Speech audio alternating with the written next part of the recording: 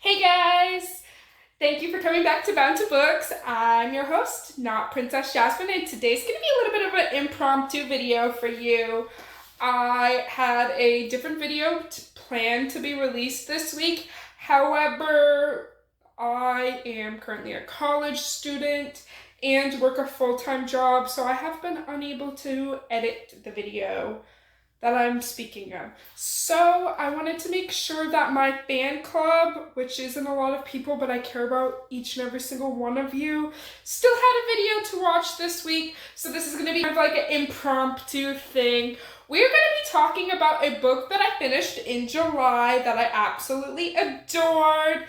But first, I would like to give a shout out to a special person who recommended me to read this book. This video goes out to Just a Clueless Author on TikTok. And I just wanted to say that I'm so happy that you are one of my closest friends on the platform, as well as just in general. I am so glad that we are friends, and thank you so much for recommending this book to me. I really appreciate it. Best friend.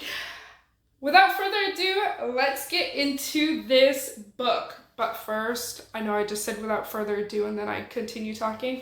I need you to look at my nails. I got watermelon nails for the summertime, guys. School's about to be starting up again. It's August 1st, tomorrow, at the time of me filming this video. So I have to do summer things while I still can. Anyways, you don't even care about that. I'm just ranting. We're going to be talking about a book that is a psychological thriller that has less than 250 pages. So this book is able to be read in one whole sitting, and trust me, once you start reading it, you're not going to want to put it down until you finish the last page. What book am I talking about? I am talking about none other than I Done It All For You by Mr. James Wheeler. So this book, like I said, was recommended to me by a person that I am very close friends with on TikTok, and absolutely loved this book. Newsflash, this is his book. This is Just a Clueless Author's book. And I purchased this on Amazon for, I believe I paid $10 for it for the paperback version, but it's also available on Kindle Unlimited. And yeah, this book follows a mother named Tina who has no man in her life. The only person who lives at home with her is her adult son, and her adult son, let's just say it, he's kind of abusive to her. Like, he's mean, he yells at her, he calls her names. He's not nice to his mother, okay?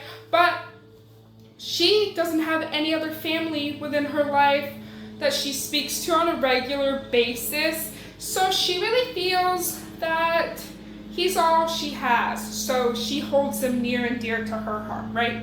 So this book starts off with a special day, just like every other day, which basically there was no breakfast. That starts off a really bad day because the son needs breakfast on the table, and his mom forgot to stop at the store for some milk, and oh boy, does this guy have a meltdown. Like, office rocker, screaming obscenities at his mother, telling her that she is worthless, that she can't do anything right.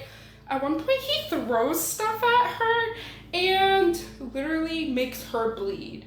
He didn't put his hands physically on her before you get like, ugh, I don't want to read about that. That didn't happen. So, anyways, after this confrontation, she leaves for work, and you know, he does whatever he does.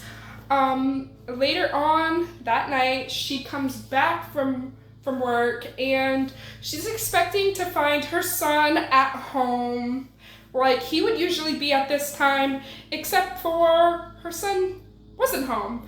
So she was like, Oh, okay, I get a breather from him. He was in a bad mood this morning, so I'm kind of glad he's not here, which, relatable, I get that. And then she goes about her regular day when her son's not around. So she is neatening up the house, doing things to make her life a little bit easier, the things that she can't usually do while he's around. So she just gets out of the way some chores and then does some things for herself. So evening rolls around and he's still not back, but it's not like out of the ordinary for him to go out and drink with his friends. So she's like, it's okay. He's probably just like hanging out with his friends. Like, he'll be back soon. He's got a key. I'm just gonna go to bed and I'll see him in the morning, like whatever.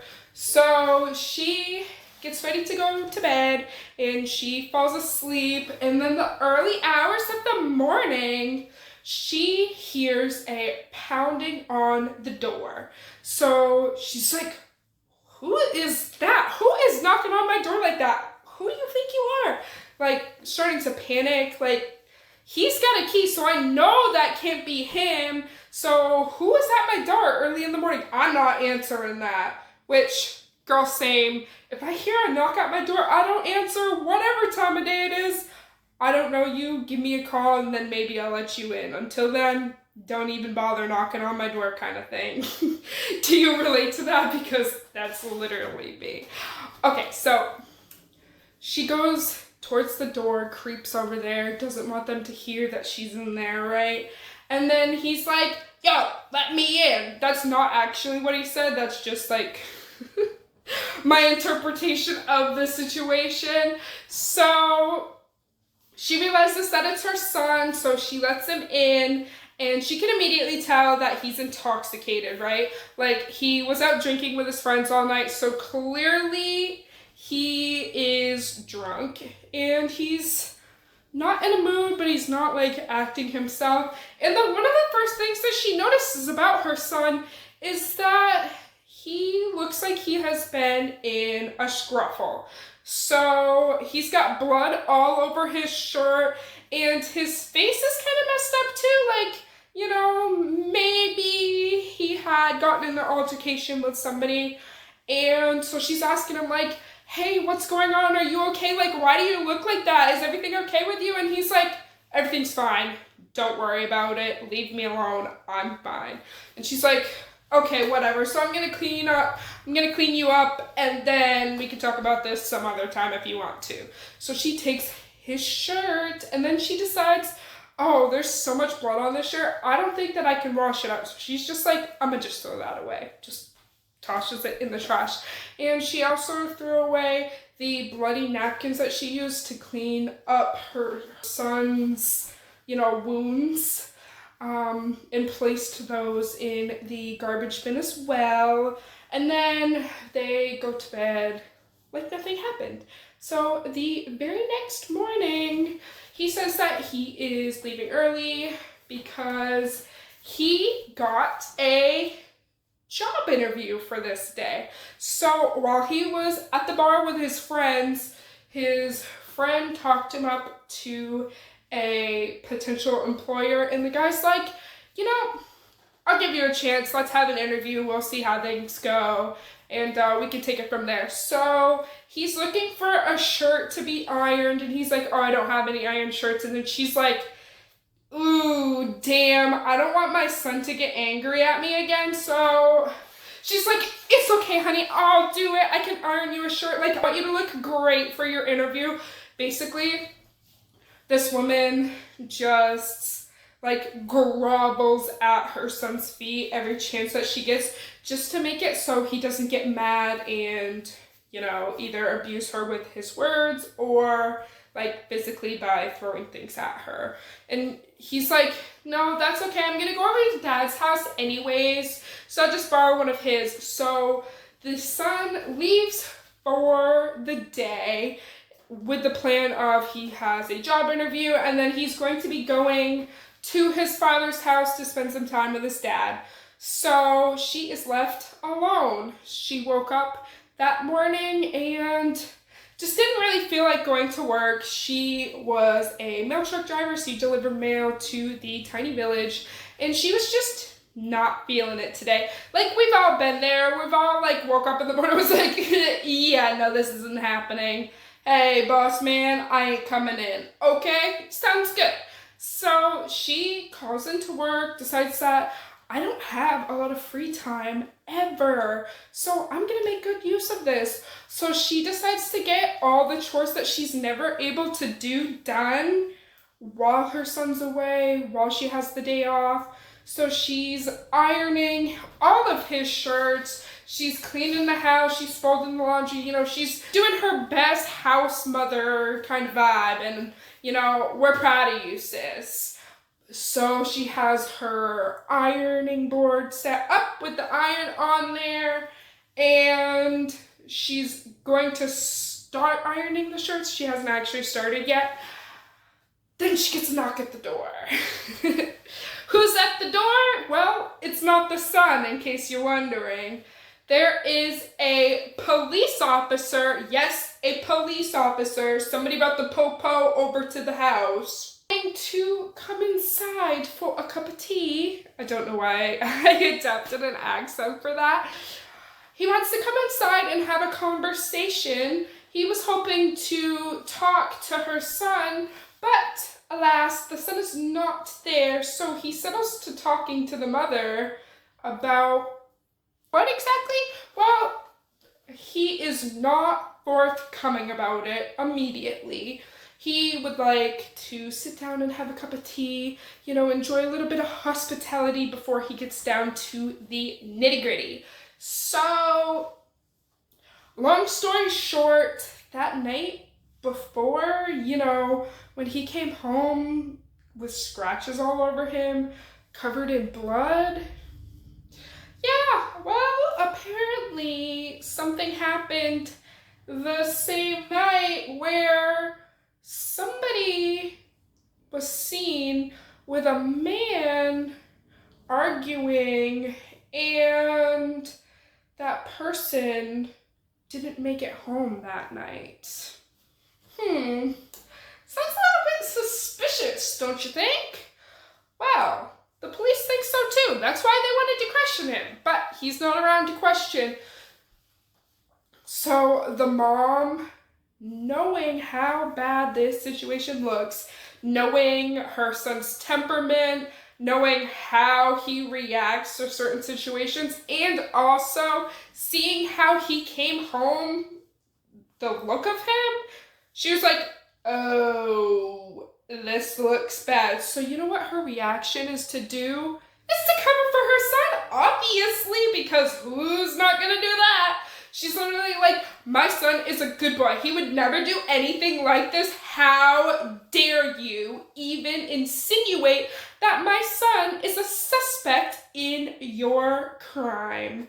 She basically got like really, really upset about it, and at first she was like trying to be polite to the police officer, and then she just like gave up on the whole polite thing, and then was just like firmly saying like, I don't believe you, my son's a good boy, say less. If you think that you're gonna talk to me in this manner in my own home, you got another thing coming. And like I said, this is a village. Like, it's very, very small. Everybody knows in this village. So she knows the police officer at her door. They wouldn't be friends. They're like acquaintances. They see each other while out in the town. They wave and they say hello. Like, they're friendly, but they're not friends on any means. And let's just say the cop is prying a little bit too much. So she's like, the door's over there. Please use it. Get the heck out of my house. I don't want to talk to you anymore. Which he's kind of got to respect. But while she is like yelling at him to get him to leave, she trips on the trash can. You know, that trash can that has the bloody shirt and the napkins that she used to clean his face off with. So the cop sees all this blood and he's like, where did all this blood come from? Are you bleeding? Are you okay?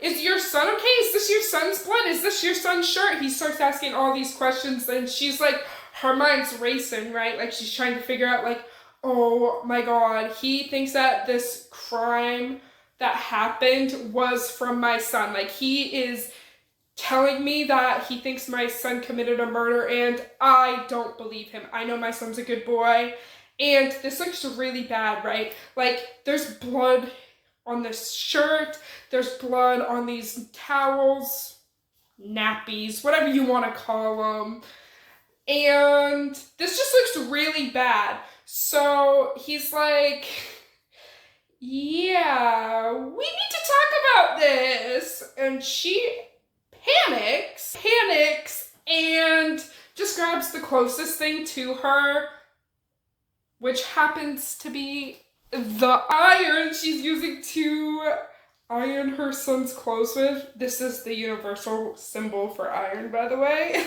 And clocks this man on the head. This woman literally clonks a police officer on the head with an iron and then watches him crumple to the ground. So she's like, oh, did I just do that? And then she proceeds to panic a little bit more and decides she needs to drag him inside. So she drags him onto the floor, and she's like, oh my God, I can't believe I just killed this guy. And she's just like freaking out. So this book is written entirely in Tina's point of view, so you really get to see like what her thought process is, and she's just like a scrambled mess, and I love every second of it. Like, she's like, I can't believe I just killed a man, but he was going to put my son in jail. My son's a good boy, he would never do such a thing. What am I supposed to do with the body? She's literally just like fighting back and forth with herself. And long story short, he's not dead. She hears him groan or something, like in pain, and she panics, so she just shoves his body into like a little cubby closet at the bottom of the stairs, and then she proceeds to handcuff him to a metal pipe and keep him hostage. Wild, right? Isn't this crazy? 250 pages. And I've only covered like, I don't know, 50 pages. The rest of the book, I am not going to spoil. I just wanted to give you enough context that makes you want to read this book, because this is a really good read. So it really covers what her emotional status is throughout this book, and you can see her mind breaking. You can see the decisions that she's making and the consequences of her actions. Her mind starts to unravel rapidly, and the entire book just makes me struggle internally. Like, you really want to feel bad for Tina, but what she's doing is wrong.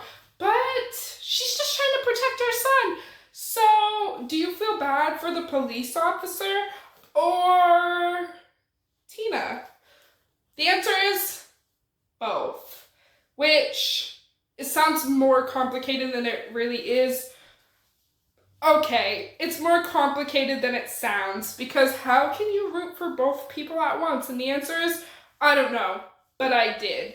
So the rest of this book just covers, Tina's journey with her mind unraveling, what her next steps are going to be. So where I left off, she has a man chained to a pipe under her stairs, and she needs to figure out what to do with him. And she just wants to protect her son. This is all in the name of the love that she has for her son. She believes that her son is a good boy, right? But sometimes he does bad things. So she just wants to make sure that her son's actions for one night does not affect his entire life. So she's willing to do whatever it takes. And that includes clonking a police officer over the head with an iron. So, if I have convinced you to read this book just by the little bit I told you, I don't know if you could tell that was me clapping. I'm so proud of you! Great job, guys!